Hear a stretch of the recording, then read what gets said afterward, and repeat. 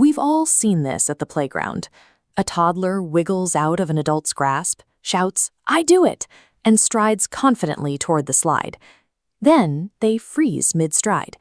A shadow spooks them.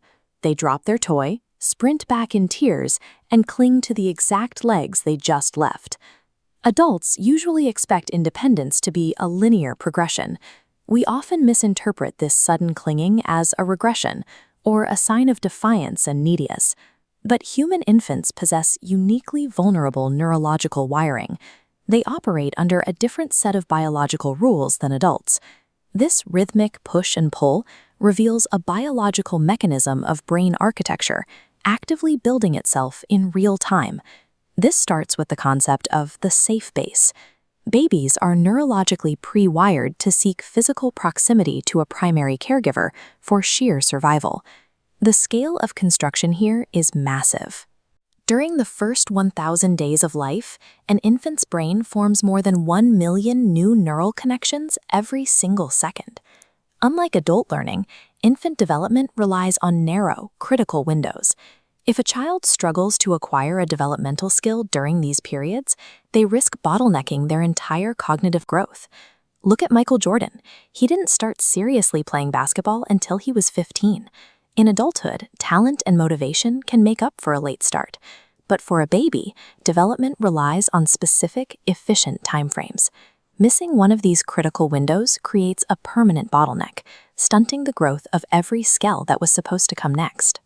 Because this early architecture is so fragile, it requires a stable biological environment to take hold. That environment is the caregiver's physical and emotional presence.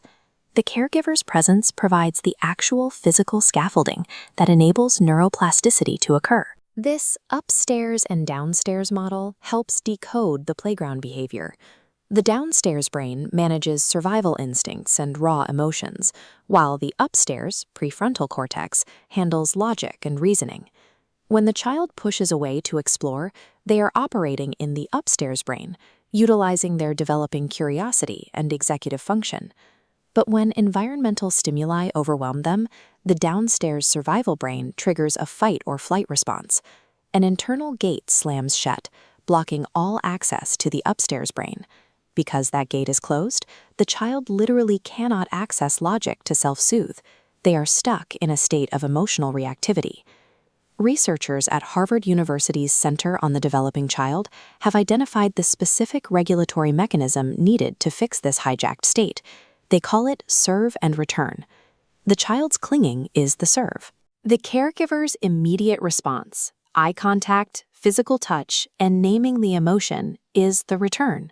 The caregiver's return physically calms the downstairs brain and reopens the gate to the upstairs logic center. In these moments, the parent is acting as an external nervous system to regulate the child's overwhelmed biology. Retreating to the safe base provides the essential fuel required for a child to eventually achieve independence. This cycle, exploring, falling apart, and returning for regulation, must repeat thousands of times before a child turns 3. This constant repetition permanently reinforces neural pathways, building a biological buffer that protects the child from toxic stress.